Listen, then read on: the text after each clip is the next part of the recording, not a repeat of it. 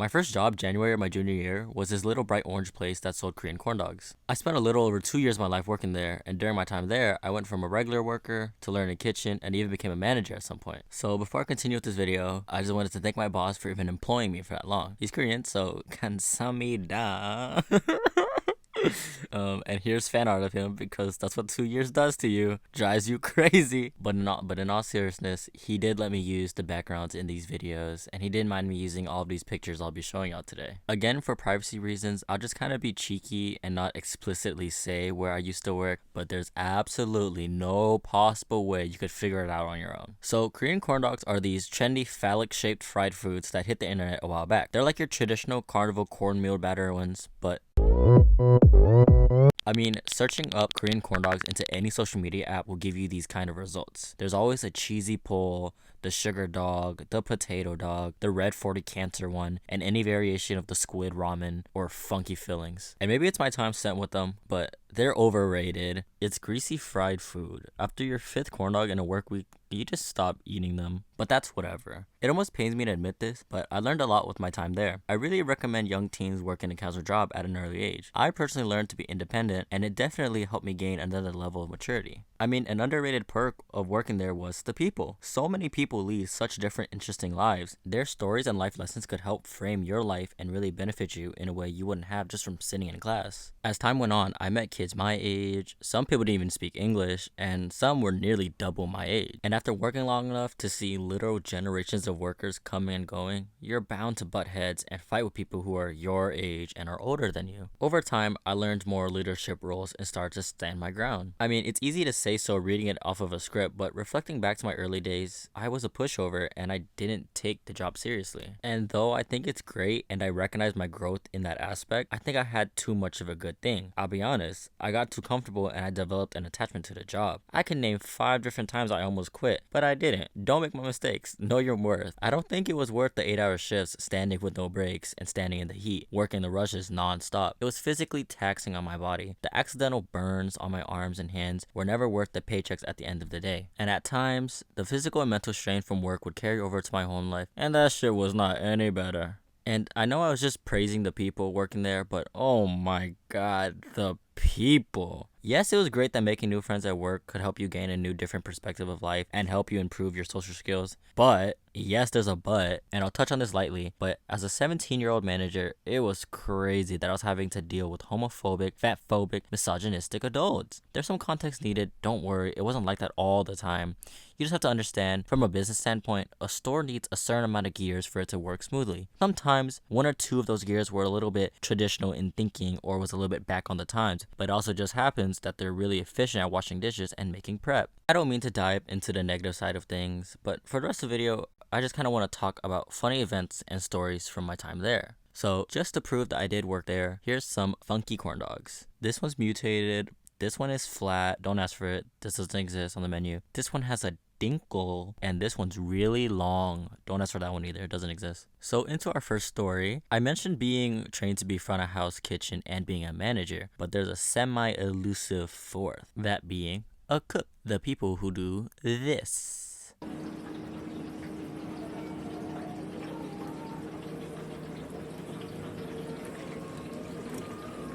This is fun. That is arguably the most easiest job out of the 4 options, but the one thing that makes it almost not worth it was cleaning the fryers. You'd have to wake up at the butt fuck in the morning, get to work by 9:30 and clean the corn dog fryers and the fryers. Yeah, we also sell fries and tater tots. And to oversimplify this near hour-long process, you'd get, say about 4 to 5 5-gallon buckets and empty dirty old oil into them. Then you'd have to fee-fi-fo-fum the heavy 4 to 5 5-gallon buckets of filthy oil to the back and dump them. And then you scrub and rinse and add clean oil. Done. Now, the first time I did that, I started a fire. What you're supposed to do is pour in oil and let the fryers heat up to the temp you want. What I did was turn on the fryers, let the fryers reach 375 degrees, and then splash in some oil. Why did I do that? I don't know.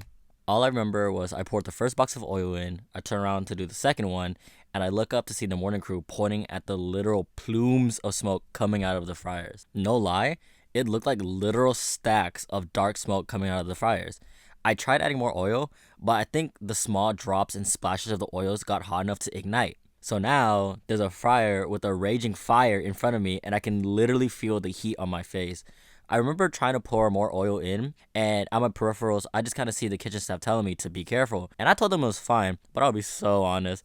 I don't know what I was doing. I kept pouring oil till the fire got suffocated, but I'm glad that's what's happened because I don't know what else I could have done. That was my only train of thought. That could have honestly made it worse. I could have doubled the fire. I don't know. And everything was great for like 2 minutes. I was triple checking with everybody. Everybody witnessed the fire. I was making sure everybody was calm and collected. And then I get a text from my phone. It's literally my boss telling me he's gonna come by and drop off some inventory. And then I do a wide scan of the store. The entire store is filled to the brim with smoke. It looks like we're hiding an entire sky's worth of clouds in the building. I am fanning the smokes into the vents. And then I see him in the windows, and then he enters, and I'm stiff as a statue. I'm waiting for a reaction. I'm bracing myself for a lecture and everything, and he doesn't even acknowledge the smoke. I mean, the entire store is foggy and it smells like a grease fire, and he just walks to the back and drops off some food. Like, I had to tell the owner of the establishment that I nearly set the entire building in flames, and he couldn't have been any more unbothered by what I just said. And then we opened it, and then that was it. And while we're here talking about cleaning the fires, here's me spilling like an entire gallon of oil on the floor. If you look hard enough, you can see the literal pools of oils at the bottom of my Crocs. Yes, this is horrible memories, horrible memories. My toes were jammy for the rest of the day. This is the beginning of the day. Imagine getting greasy at the very start of your day and living like that for the rest of the shift. Horrible. You can literally see my size 10 and a half footprints right there. That's me literally scraping straight oil off the floor. Horrendous. Not happy. Disgusting. Never again. And oh my god, the oil. Oh my gosh. At the end of every shift, my face, my hair, and my body would smell like seasonings and oil. I hated it. In the shower, I could smell the cheddar, garlic, kimchi seasoning, all that just wash off and waft into my nose. Like it was horrible. I hated it. A shower after a double was always an everything shower, like the entire 9 yards. I was always double shampooing, and I always conditioned every time I worked, and I'd scrub. I would scrub basically the entire top layer of my skin off. Like I could not go to sleep knowing that I still had like a drop of oil still on my body. Anything you wore to work would just be contaminated. The oil would just seep through your clothes and stain. It was horrible. Any work clothes, including the highlighter ass yellow and orange shirts, would have to be washed separate unless you wanted to walk around smelling like hot ass. But circling back, I got hired a week before my job blew up on social media. After that week, every day of the week, for every month of that year, we were busy. And I'm not joking. The lines would stretch out the store and it would go down 3 units of the strip. During the peak, the store would rarely be empty. At max for 10 minutes before the next rush, sure. And words can't describe. Just look at these photos. Look at these photos. Look at how busy it was.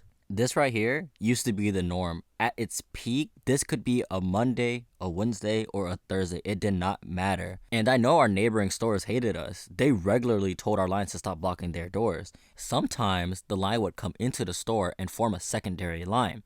So now we have a line forming inside and outside. So now it's both unfair to have 2 lines and 1 register, and it also just becomes a fire hazard. I don't know the exact logistic of things. I don't know the actual max capacity we could have in the store, but when you mix angry, hungry customers with tired, humid, warm kids, you get a lot of attitude and a lot of bad reviews. We used to bass boom scream from the counters to kick people out. Some people used to talk back to us kids, and others would purposely ignore us and make us repeat ourselves. Like, I have crippling social anxiety. I cannot keep drawing attention to me and yelling at you to get out. And you'd be surprised by the actions of other human beings, man. There would be lines out the door, and there could be an entire father hassling me for charging him an extra 25 cents for some spicy mayo. Side note, and you know who you are, please. I beg you, people who have no sympathy for those who make your food. It's not that hard to be nice. I don't get mad easily, but there were times when I was disrespected back to back, and I'd be fed up. You best believe I'd pause the line for a minute, walk all the way to the cook, and tell him to make your corn dogs skinny and ugly, so you'd be eating less and have the most unphotogenic ding-dongs. I'd make sure you'd get the most hideous box of dicks. I would make sure my coworkers half-ass sauce your dogs. I would do everything in my power and ensure you were unsatisfied with your meal. Also, corporate pushing my boss to add online orders was seriously the 3rd time I considered quitting. I'm already burnt out as it is, and I'm working the busiest days of the week, but now I got 4 tablets ringing and rude drivers interrupting me demanding for Rachel C's food? The fryer only has like 18 spots. Once those are full, we're backed up. You'd be so amazed to see full-size 5'8" beer-gutted adults throwing fits. Dog, I know you see the entire line. You can afford to wait 4 minutes. Like, I'm a literal kid. I'm supposed to be at home stressing about my dual credit English essay that's worth 30% of my overall grade, but I'm busy dealing with Enrique the Dasher and a mom complaining about her spicy dog being too spicy. Like, I don't miss those times at all. And with all that, make sure you tip your people. We never spat or gave anyone's dogs the pube special or anything, but just be lucky and grateful you at least received anything in that box at all. I mean, look at this. We're literally the STDs of the strip. Anywhere you would walk, this was everywhere. We littered the entire, not even the plaza, the entire road, the strip, everything. You would find boxes on the road. Like, it was everywhere. It was honestly befouling. The amount of waste and disrespect in an environment, horrible. Hated people. People, save the turtles. But on a lighter note, here's me spilling half the bin of batter on the floor during a rush. This was horrible. It was so busy, and I just had to throw towels on it and keep working the rush. And it was actually really entertaining. I love chaos. I had a blast. It was so entertaining. This is the other manager in timeout. She used to beat me and abuse me at work. Yeah, I used to cry to customers, cry out for help, but this was in the work group chat, all right? Also, while we're talking about the work group chat, we were always getting ate up in that group chat. There was always a bad review. Someone was always complaining about last night's cleaning. And oh my God, we used to get complaints about us not serving people with a proper smile and ensuring we give quality customer service. And the only thing I gotta say about that is them, not me. I'm pretty good at customer service. It's another thing I learned during my time there. But my coworkers, oh, terrible, criminal, lock them up. Some of them are emotionless and monotone when they talk to customers. Some do indeed give hella attitude for simple questions. Like, bro, they only asked for a bag. That was mad unnecessary. Also, the training period there was like 3 shifts. It might seem kind of fast and it looks like a lot to learn, but we're basically playing Papa's Corndoggeria, man. It's a pattern. There's an inside and an outside. Figure out the overlap between the certain items and watch out for modifiers. If you're still acting clueless after 3 weeks, you're booted. Fired. And I'll clue you in a little secret. If you're at least funny, then you can stay a little bit longer. For the bulk of my time there was mainly only 3 managers. Me, the timeout girl, and the general manager. And sometimes we just kind of meet up and we'll just consult and be like, do we like them, yay or nay? If it was nay, get out. If it was yay, then you stay. But if it was best believe your career there fully lied. It laid in our hands, you hear? If you're funny, then I was always like, yeah, he can stay. He's mad funny. Here's a tip jar I made out of cardboard. And yes, I saw them.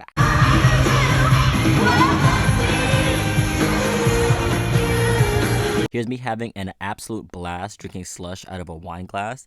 I don't know why I thought that was so funny, but here's an example of most of our corn dogs. This is a spread of, I think, 5 out of 6. I don't remember. Don't ask for this. This doesn't exist. I only did this for friends and family.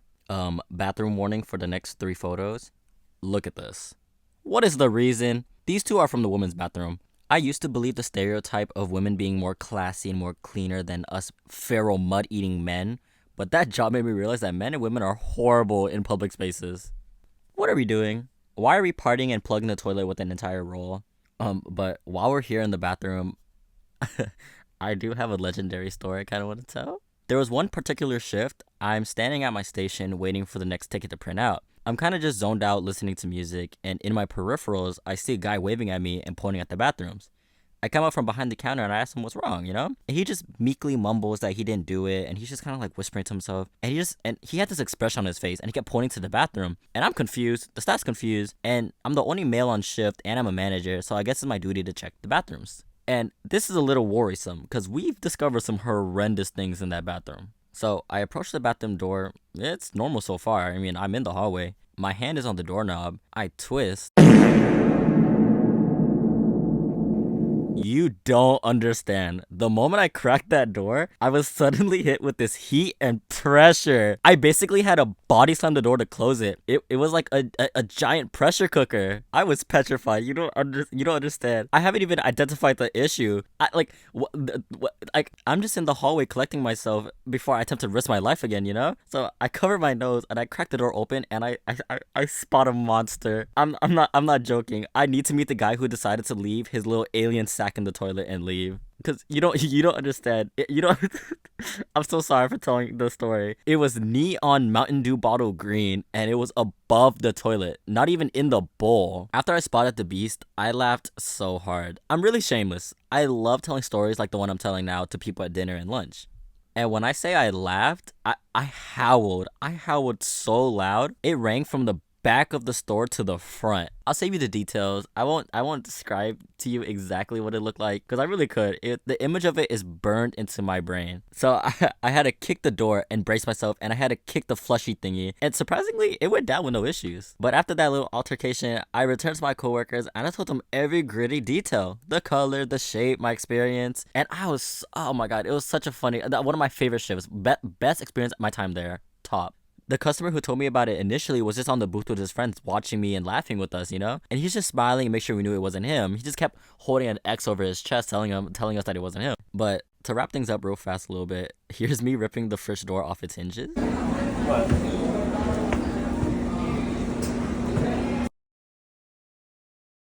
And watch this. Did you catch it? One more time.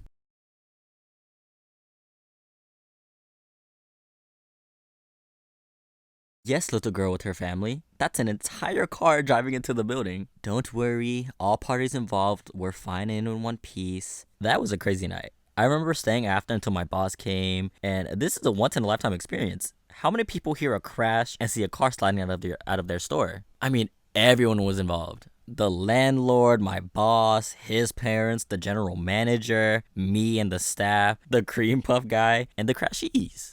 I mean, look at all of this glass.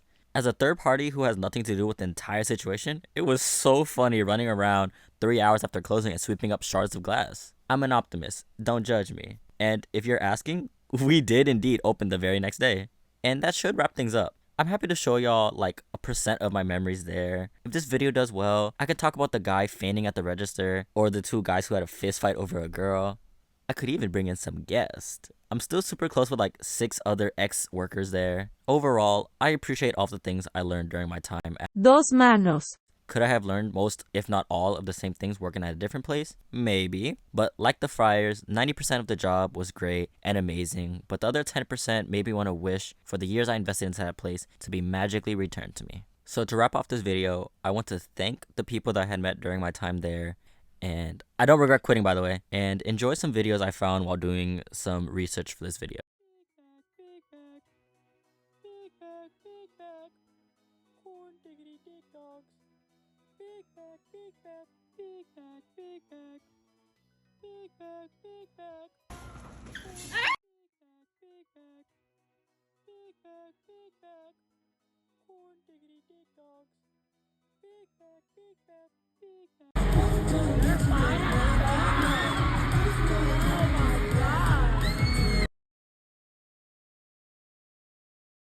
A man has never found this.